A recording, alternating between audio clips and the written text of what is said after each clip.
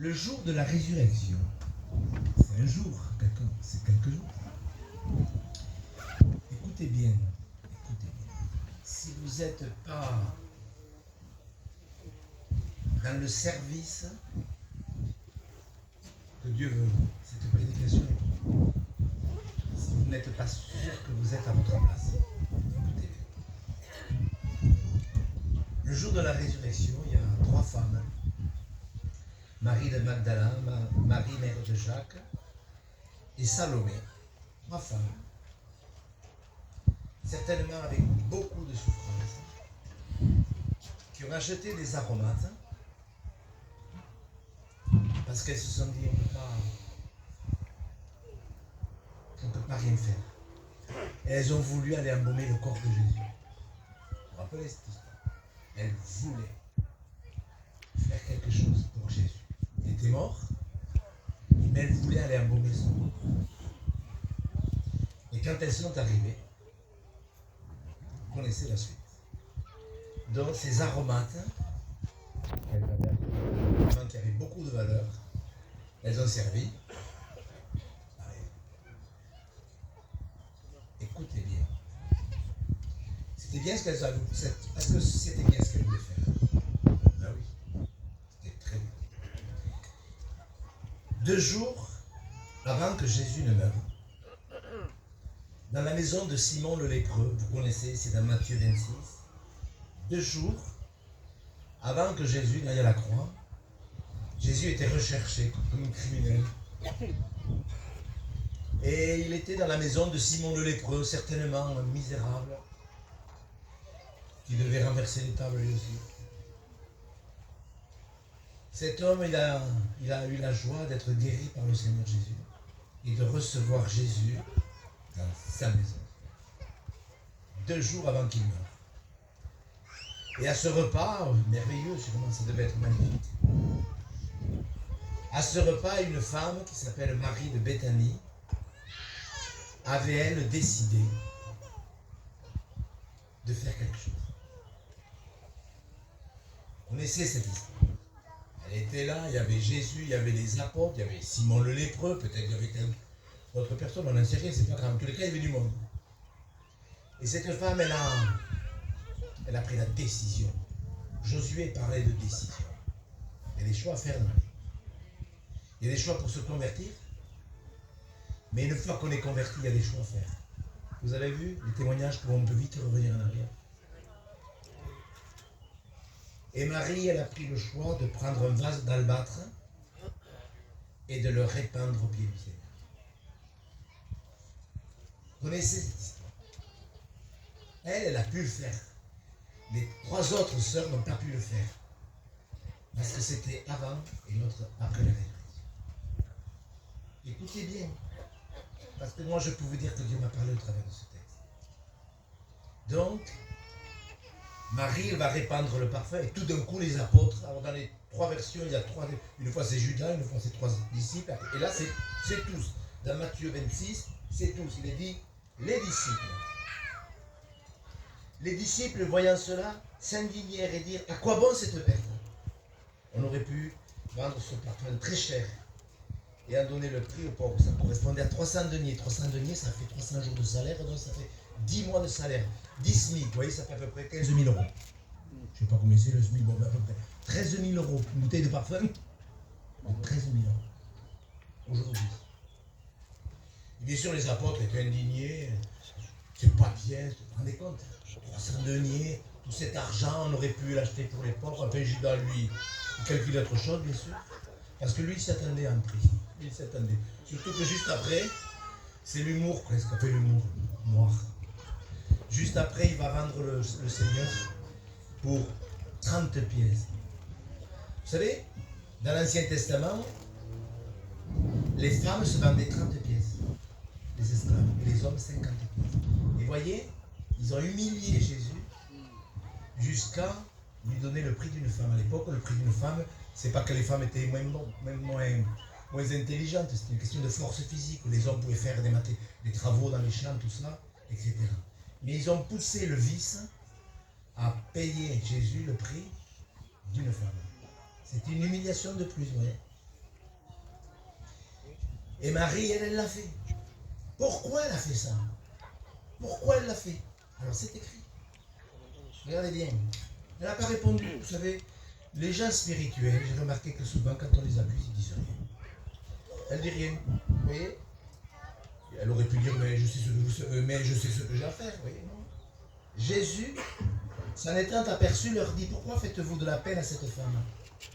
Elle a fait une bonne action à mon égard, car vous avez toujours des pauvres avec vous, mais vous ne m'avez pas toujours. En répandant ce parfum sur mon corps, elle l'a fait pour ma sépulture. Et pour marquer le coup, Jésus il ajoute, partout où cette bonne nouvelle sera prêchée dans le monde entier, on rencontrera aussi en mémoire de cette offense qu'elle a fait partout, même à Montpellier. Elle l'a fait pour sa sépulture. C'est la seule dans le Nouveau Testament qui avait compris que Jésus-Christ allait mourir sur la croix. Elle l'a fait pour ma sépulture. Pourquoi c'est la seule? Même les apôtres, le jour de la résurrection, quand les femmes leur ont dit qu'ils avaient ressuscité, ils ont eu des doutes. Ils n'ont pas cru. Personne n'a cru. Pourquoi Marie est la seule personne qui savait que Jésus allait mourir?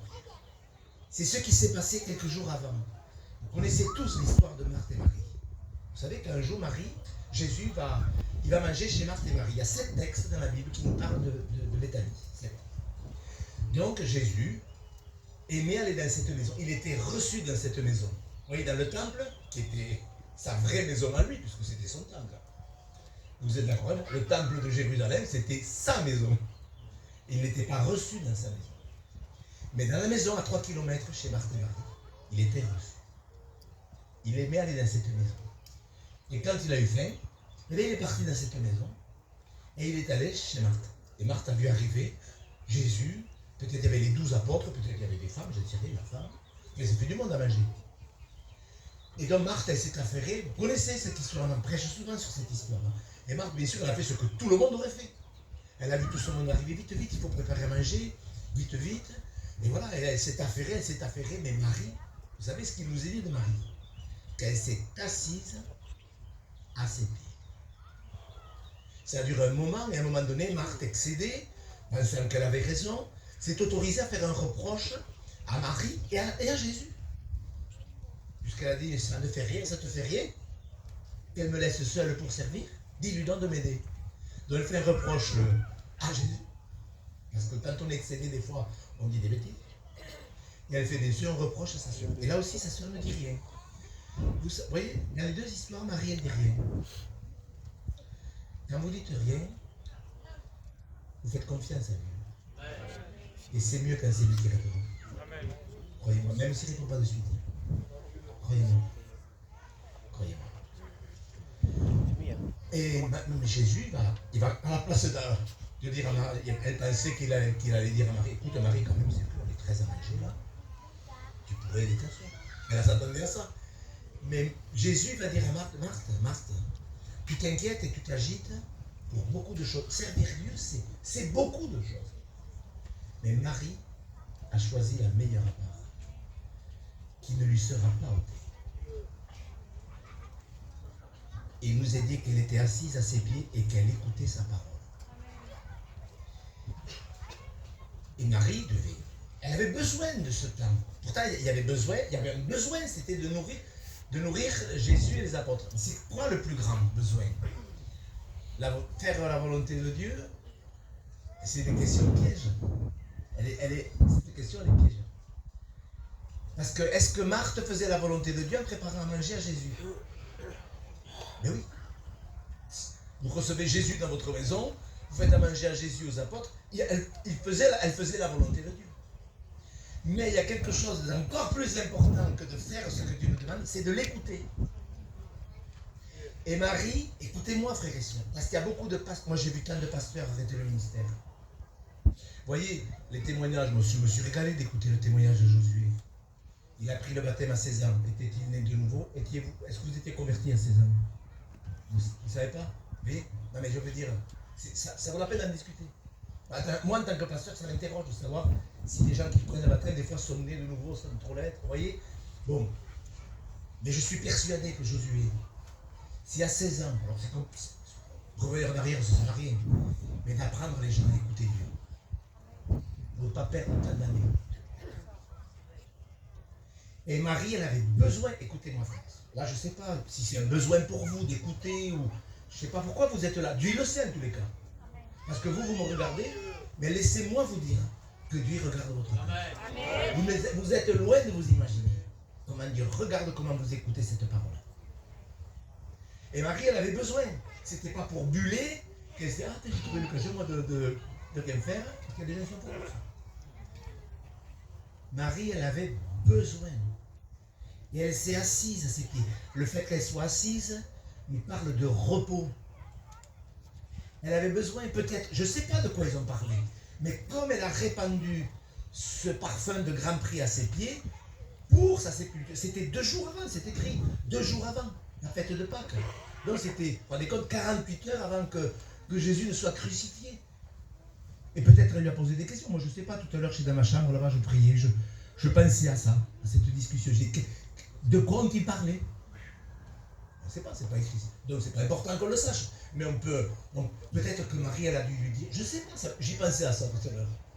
Tu sais, maître, tu as souvent dit que tu devrais souffrir à Jérusalem, que tu devrais être, il l'a dit plusieurs fois, ça, que tu devrais être livré de la part des sacrificateurs, que tu devrais être, qu'ils allaient te faire mourir. Qu'est-ce que ça veut dire? Je ne sais pas, vous comprenez, je veux dire, elle l'a entendu plein de fois. Alors elle devait, peut-être, mais qu'est-ce que ça veut dire? Que tu souffrirais, que tu serais rejeté, que tu ressusciterais, qu'est-ce que ça veut dire? Je suis sûr, puisqu'elle l'a fait pour la sépulture, que Jésus devait lui parler qu'il allait mourir et ressusciter. Pourquoi? C'était la seule. C'est la seule femme, je vous assure, c'est vrai. La seule personne sur la terre qui a cru que Jésus allait mourir sur la croix, c'était Marie de Béthanie. Judas, peut-être, oui, Judas, moi je ne veux pas me faire l'avocat de Judas, loin de là. Mais plusieurs fois on a essayé d'arrêter Jésus. Et ils en est toujours sortis. Peut-être il a dû dire, bon, mais je vais le vendre, mais bon, moi je vais récupérer mes pièces, mais Jésus, qui peut l'arrêter un jour? Oui, on ne sait pas. Mais ce qui se passe dans la tête, qu'est-ce qui s'est passé dans la tête de Josué pendant ces années-là?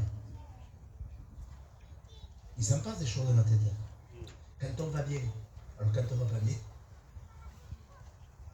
Mais Marie, elle avait besoin de ça.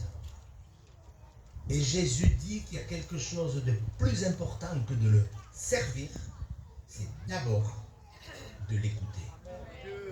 Et si vous n'éprouvez pas le besoin de vous retrouver seul comme Marie, même s'il y a des besoins, il y en a partout des besoins. Si vous êtes pasteur, faites attention.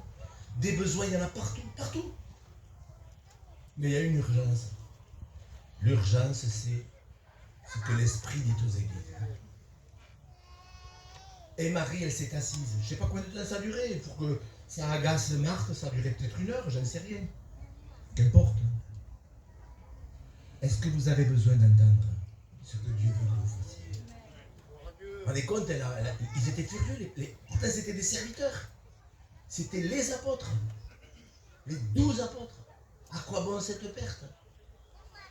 Dépenser 6 ou 14 000 euros à parfumer les pieds du Seigneur, franchement.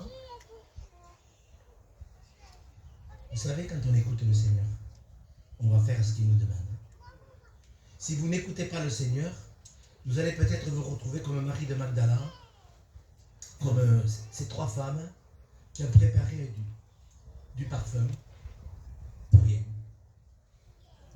Et il y a des gens, quand ils vont mourir, ils vont se rendre compte qu'ils n'auront pas pu faire ce qu'ils auraient dû faire. Vous savez, quand on est pasteur, on a le souci quand même de faire la volonté de Dieu, afin que les chrétiens fassent la volonté de Dieu. Est-ce que vous êtes sûr que vous faites ce que Dieu vous demande? Moi, j'ai vu des pasteurs qui nous disent, mais je suis dans le ministère, mais je ne sais pas si vraiment Dieu m'a appelé au ministère. Ben ouais, ça serait temps que tu te mettes à genoux. Après, moi, je ne veux pas juger. On n'est pas là pour juger. Qui on est pour juger? Mais je crois que quand même, la meilleure part. À quoi Dieu va-t-il vous appeler? Moi, vous savez, moi, vous me connaissez les pasteurs. Vous avez l'impression que je suis mes pasteurs. Moi, je travaillais en boîte de nuit. Si je vous raconte ma vie, vous savez, je n'aime pas rendre témoignage. Vous savez pourquoi? Parce que j'ai l'impression que je m'avoue. Est-ce que vous comprenez? Je dis, c'est pas possible, tu n'as pas vécu ça. J'en arrive à un stade où je n'aime pas rendre témoignage. J'ai l'impression que je parle vraiment de quelqu'un qui était pas bien. Qui était vraiment de la merde. Mais c'est vrai. Je le disais à ma femme, moi, toujours quand je témoigne, ça me plaît. J'aime glorifier Dieu, bien sûr. Mais je sais le jour où Dieu me montre qu'il fallait que je le serve. Et vous ne savez pas ce à quoi Dieu vous appelle. Est-ce qu'elle a bien fait, Marie, de répandre ce parfum? 13 000 €. À quoi bon cette perte? Vous savez, il y a des chrétiens qui comprennent rien. Ce n'est pas une perte de servir Dieu. Tu vas à l'église tous les dimanches. Quelle perte? Moi, on me l'a dit ça. Tu vas rentrer dans le ministère? Ben oui. Tu vas perdre ta vie. Je dis, ben c'est ça. Oui, mais les gens ils le pensent. Et ce soir, vous n'avez pas envie d'écouter Dieu? De comprendre la pensée de Dieu? Vous savez, moi, j'ai eu un AVC sévère, très sévère. C'est les deux côtés du cerveau qui se sont bouchés. Oui, bouchés. Et la neurologue m'a dit, monsieur Beau, vous ne pourrez plus jamais prêcher. Moi, j'ai dit au Seigneur, écoute, ça c'est ton problème. Et je ne pouvais pas parler, mais j'ai parlé à Dieu quand même. Et elle m'a dit, avec ce que vous avez eu, vous allez perdre toute votre mémoire. Et voyez, j'ai plus de mémoire qu'avant. Amen. Pourquoi je vous dis? Parce que quand Dieu veut faire quelque chose avec quelqu'un, il le fait. Et vous devriez vous dire, mais est-ce que je fais ce que Dieu me demande? Bien sûr qu'on est là à la réunion. Et qu'on est heureux d'être à la réunion, de chanter, de partager la communion fraternelle après le culte, d'écouter des témoignages, etc. D'écouter la parole, mais est-ce que vous avez envie d'écouter Dieu? Est-ce que vous avez envie de vous mettre à ses pieds? Marie, elle l'écoutait. Mais elle n'écoutait pas pour entendre vous voyez que Jésus parlait. Elle voulait connaître la volonté de Dieu. Je l'ai dit à Arles la semaine dernière, écouter, le verbe écouter, c'est écouter pour apprendre. Je veux apprendre quelque chose. Est-ce que je te sers, Seigneur, comme je devrais te servir? Est-ce que je sais m'asseoir ou est-ce que juste c'est une espèce de monologue, je prie, ah oula là là là là. Mais il y a le match de foot après. Peut-être que j'exagère, peut-être que je sais pas, peut-être que j'exagère, mais je crois que il y a une telle qualité. Le besoin de se retrouver assis. En plus, être assis, c'est bien. Oui, là, vous êtes assis. Moi, je suis debout. On sent la différence quand on est assis, quand on est debout. Le fait d'être assis, c'est qu'on est dans le repos. Moi, je ne risque pas de m'endormir. Vous pouvez vous endormir. Parce que quand on est assis, c'est l'image du repos. Quand on est assis, c'est l'image de l'écoute. J'ai besoin d'écouter. Je suis sûr qu'au milieu de vous, il y a quelques personnes, peut-être plusieurs, qui devaient entendre ça. Il ne faut pas que ça soit trop tard un jour. Que le jour de votre mort, vous disiez, ah purée, j'aurais pu apporter moi aussi mon parfum. J'aurais pu apporter quelque chose au pied du Seigneur. Bien sûr que c'est pas un parfum dans une boîte, dans un flacon. Mais c'est votre vie. Qu'est-ce que je peux répandre au pied du Seigneur? Qu'est-ce que je peux répandre? Qu'est-ce que je répands? Qu'est-ce que je fais pour mon Seigneur? Qu'est-ce que je fais?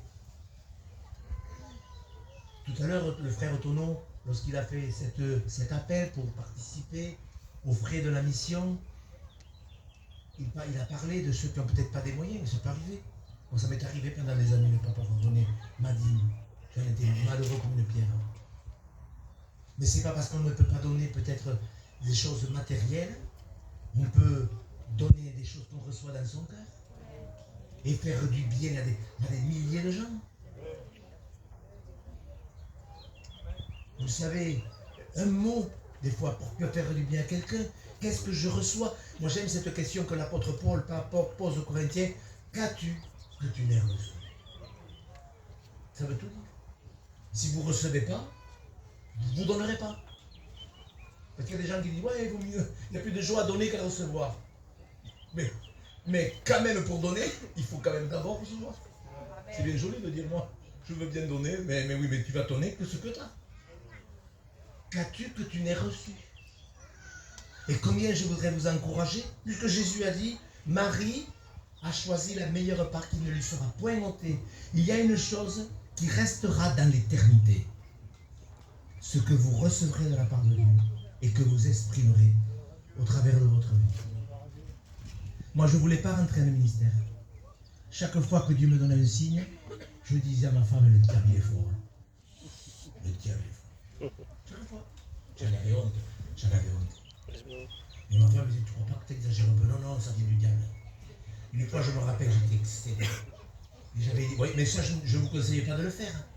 C'était un samedi matin, je me suis levé, je me suis dit, Seigneur, tu vois, si vraiment tu m'appelles au ministère, que tous les gens avec qui je vais parler ce week-end m'en parlent. Je me suis dit, c'est tellement gros que... On part avec ma femme faire les courses, on tombe sur un chrétien, on parle de choses et d'autres, puis du Seigneur. Et à la fin, chaque fois à la fin de l'entretien, au fait, Gérard, pourquoi tu ne rentres pas dans le ministère? Tous les gens que j'ai rencontrés au week-end, tous. Et le dimanche soir, j'ai dit à ma femme, tu vois, le diable est fort. Si je vous raconte tout, vous ne le croirez pas. Mais pourquoi je vous dis ça? Parce qu'il m'a fallu m'asseoir. Il m'a fallu m'asseoir. Parce que d'un signe, c'est une chose, un signe. Des signes, c'est des signes. Mais c'est vrai que l'ennemi aussi peut mettre son grain de sel. Mais quand je me suis assis dans la présence de Dieu, et que j'ai cherché Dieu, je n'ai pas cherché la bénédiction. La bénédiction, je l'avais. Vous savez, chercher la bénédiction, c'est une chose. Chercher l'éternel, c'est pas pareil. Et quand j'ai commencé à chercher la présence de Dieu, quand j'ai compris Esaïe qui dit chercher l'éternel, j'ai compris que ce n'était pas la bénédiction qu'il fallait chercher. J'ai ressenti dans mon cœur qu'il fallait que je fasse ce qu'il me demandait. Et je pense dans mon cœur ce soir qu'il y a des frères, des sœurs, pas des sœurs pour le ministère pastoral, j'espère qu'on se comprend bien. Mais je crois que tout le monde a à gagner en se posant vraiment la question, est-ce que je suis une femme qui écoute Dieu? Est-ce que je suis un homme qui écoute Dieu? C'est une question que vous devez poser. Est-ce que je me tiens devant Dieu? Vous avez vu ces hommes dans la Bible qui ont fait mouvoir le bras de Dieu, parce qu'on ne peut pas dire autrement. Ils se tenaient devant Dieu. Ils se tenaient devant Dieu. Ce sont les deux oins qui se tiennent devant le Seigneur de toute la terre. Il y a un prix à payer. Il y a un prix. Il y a un prix. Moi, vous voyez, c'est la fête des pères. Les enfants me disent, papa, tu seras là? J'ai dit non. Vous avez qu'à téléphoner. À tenir, on vous expliquera. Mais c'était la volonté de Dieu que je sois là. Les enfants, ils comprennent tous. Ils feront le repas de la fête des pères, c'est le père. Mais je sais que c'est la volonté de Dieu que je sois là. Pourquoi je vous dis ça? Moi, c'est une grâce, je préfère être ici. Et pour vous dire qu'il vaut mieux avoir des convictions quand on sert Dieu. Sinon, on va avoir des années difficiles, comme disait Josué. Si on peut se passer d'épreuves, c'est des épreuves, il y en a. Mais on peut se jeter soi-même dans bien des tourments. Il ne le dit pas l'apôtre Paul, que l'amour de l'argent est la racine de tous les maux, et pour l'avoir eu, combien ils se sont jetés eux-mêmes dans bien des tourments. Des épreuves, il y en a. Mais il y en a, on s'y jette soi-même. Parce qu'on n'écoute pas le Seigneur. L'autre, il a choisi pour lui, il a dit qu'il tourmentait son âme tous les jours de ce qu'il voyait. Vous vous rappelez? L'autre. Il avait choisi pour lui. Il avait choisi la vallée. Et il tourmentait son âme. Moi, je crois que ça vaut la peine d'écouter Dieu.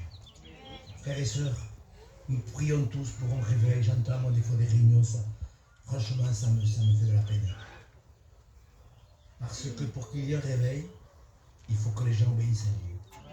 Pour obéir à Dieu, il faut savoir ce qu'il me demande. Est-ce que tu sais ce que Dieu veut de toi?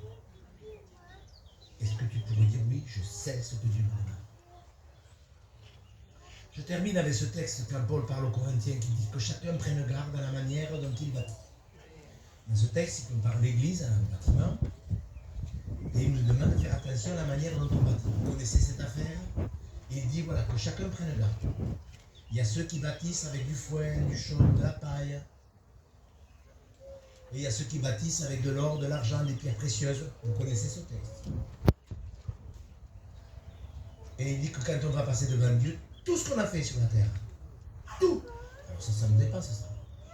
Tout, parce que jusque même un verre d'eau, quand on l'a fait de tout son cœur, un verre d'eau qu'on a donné à un serviteur, la Bible dit que tout ce qu'on fait pour le Seigneur, on aura une récompense. Un verre d'eau, c'est la plus petite chose qu'on peut faire. Vous voyez, un verre d'eau, c'est pas. Mais quand même, Dieu n'oublie pas.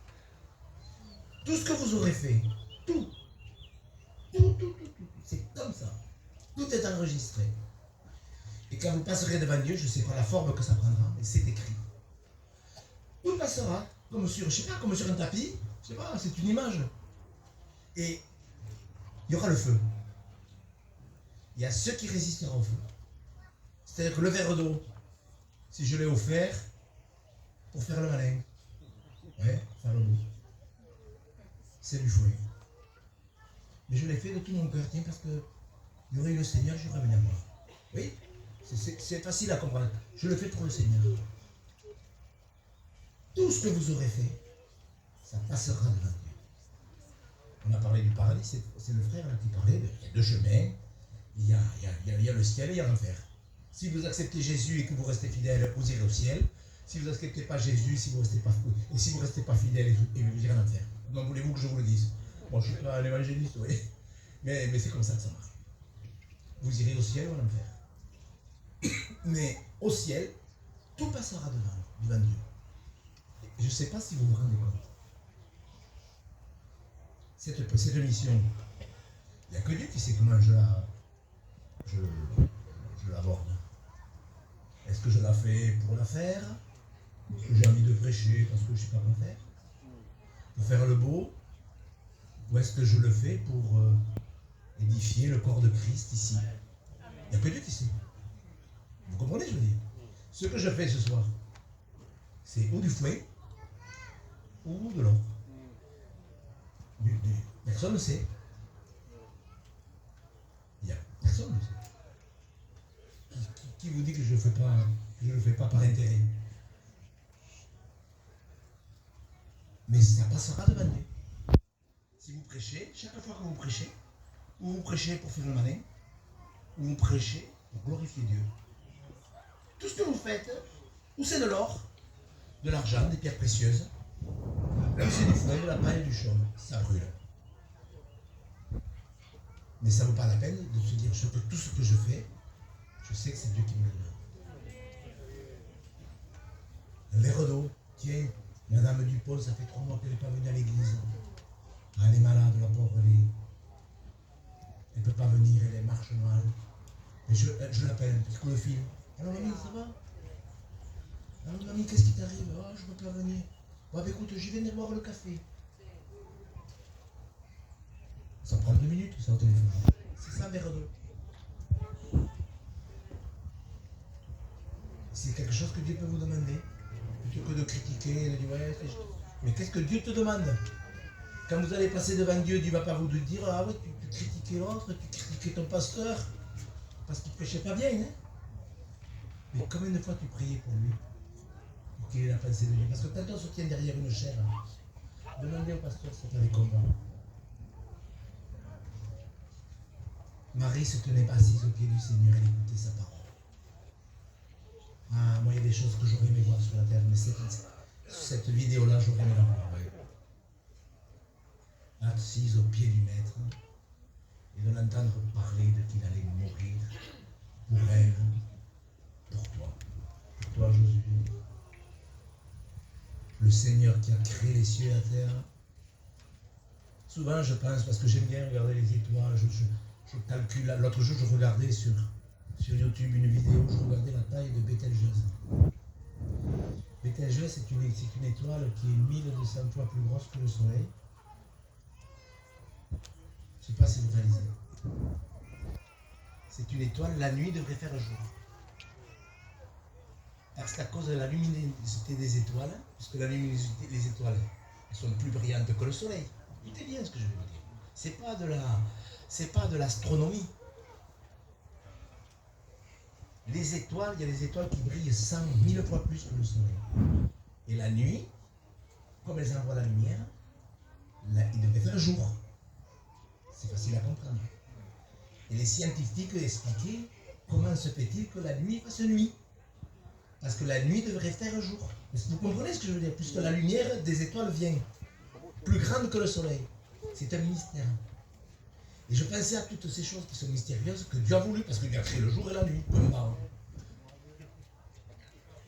Et je me disais tout ce que Dieu a créé, tout ce qu'il a fait. Il a créé l'homme. Et je me disais, mais pour nous créer, parce que bon, on est fait avec de l'argile. De l'argile, c'est passé.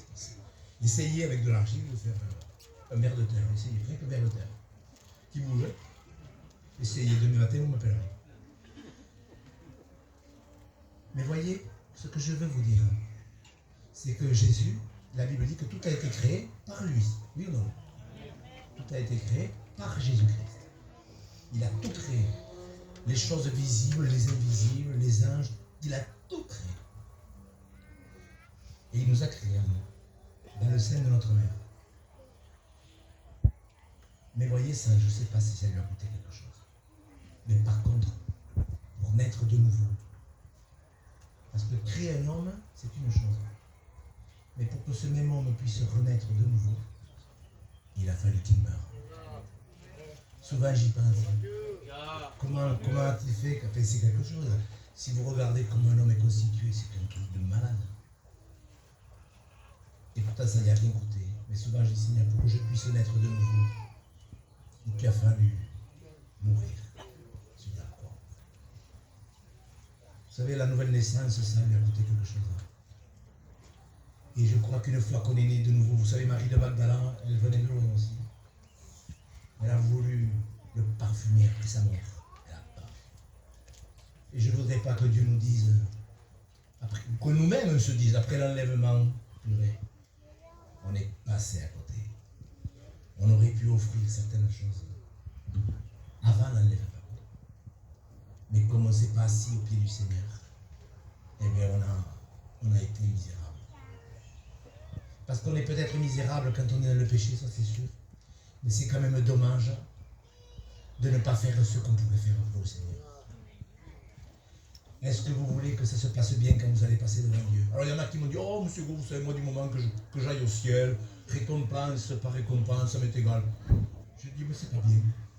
Parce que si la Bible nous parle de récompense, 7 fois au moins dans le Nouveau Testament, c'est qu'on en a besoin. À des moments on est découragé.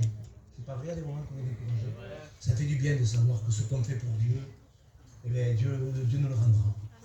Écoutez, si Jésus parle des récompenses, c'est qu'on en a besoin, soyons intelligents. Pas la peine de dire, oh moi ça m'est égal, moi que j'ai un strapontaine dans le ciel. Parce qu'en plus il y a des strapontaines dans le ciel, j'ai appris ça. Mes frères, on va tous comparaître devant le Seigneur. On est comme tous. Il faut que ça se passe bien. Vous êtes d'accord? Le seul moyen, c'est vous aussi, moi aussi, nous aussi, de choisir la meilleure part. Celle qui ne nous sera pas ôtée. Et c'est pour ça que si vous n'êtes pas capable de vous séparer, il y a des choses, on me demande des fois, vous regardez la télé, je dis, oui, je vois quelques infos. Mais je peux vous dire, ça ne m'empêche pas de mettre devant la télé. Alors toujours, une dame me disait, je passe 6 heures par jour devant la télé. Vous voyez, moi je trouve que c'est une addiction. Je pense que chacun doit savoir ce qu'il doit faire. Quelqu'un qui est à la retraite, il a un peu plus... Vous voyez ce que je veux dire? Soyons intelligents. Mais si quelque chose nous empêche de nous asseoir au pied du Seigneur, il faut s'en débarrasser. Même si c'est quelque chose de bien. Oui, c'est parce qu'on peut dire, mais je ne fais pas le mal. Mais tu ne fais pas ce que Dieu veut. Est-ce que vous aimeriez dans cette ville de Arles, de Montpellier, Je ne sais pas de quelle ville vous êtes d'ailleurs. Est-ce que vous aimeriez que des âmes soient sauvées par Saint-Thème? Est-ce que Dieu peut vous utiliser? Est-ce que Dieu peut vous... Mais vous savez, s'il m'utilise à moi, quand j'ai reçu l'appel, assis au pied du Seigneur, j'ai dit une chose que je regrette d'avoir dit. Mais je l'ai pensé, j'ai montré comment j'étais pas intelligent. J'ai arrêté vraiment pas intelligent. J'ai dit à Dieu, je pense que tu t'es jamais trompé. Mais cette fois-ci, tu t'es trompé. Je l'ai pensé. Moi, je suis sûr que Dieu ne s'est jamais trompé. Mais là, je dis, tu vois, Seigneur, tu m'appelles au ministère. Je suis sûr que tu t'es trompé dedans. Et puis quand j'ai dit ça, bien sûr, je me suis senti repris, j'ai demandé pardon. Mais pour vous dire que si Dieu m'a appelé à moi, il peut le faire avec vous. Il vous faut vous asseoir au pied du Seigneur, dans le repos. Même tout ce qui est combat, le bon combat, vous voyez. Comment combattre le bon combat si je ne suis pas dans le repos? Comment recevoir une pensée de Dieu si mon esprit est accaparé par 6 heures de télé que j'ai regardé? Mais je ne sais pas. Quand notre esprit a reçu pendant 6 heures des informations vachement intelligentes, je me demande comment notre cœur n'est pas rassasié du monde. Alors si vous dites, Seigneur, que ta volonté soit faite, il faut que vous demandiez au Seigneur ce qui vous empêche de faire ça. Marie, c'est sûr que Marthe, pourtant Marthe, c'est quelqu'un, c'est une femme de la Bible. C'est quelqu'un, Marthe.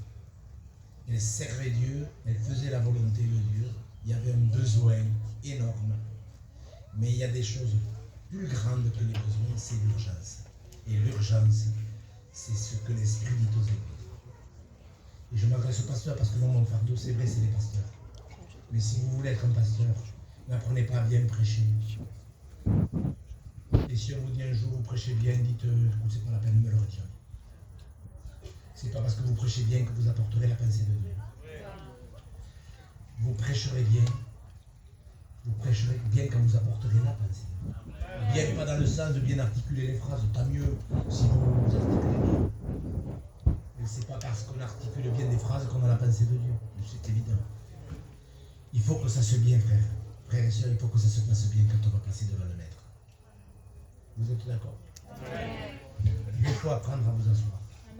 Il faut que s'asseoir devant Dieu, ça soit votre grande joie. C'est quoi votre... Répondez-vous à vous-même. Soyez honnête, parce que Dieu va voir comment vous parlez. Comment vous répondez. C'est quoi votre plus grande joie? Répondez-vous à vous-même. Je ne veux pas entendre de... Je ne veux pas que vous me parliez. Votre plus grande joie, c'est quoi? Sur la terre. Après, on peut avoir des joies humaines, attention, on peut avoir des joies humaines. Mais votre plus grand plaisir, c'est quoi? Si je vous disais, tiens, je vous offre tous les samedis matins, tous les samedis, une journée dans le plus bel hôtel de Monaco. Ou alors vous restez toute la journée le samedi dans votre maison à chercher Dieu. Amen. À Monaco, il y a langouste, champagne. Qu'est-ce que vous préférez? Des bonnes langoustes, tout bio. Mais Dieu voit comment vous répondez. Vous comprenez ce que je veux dire? Dieu voit. Vous savez, et si vous ne répondez pas, vous lui répondez quand même. Dieu voit comment vous répondez. Vous lui avez répondu?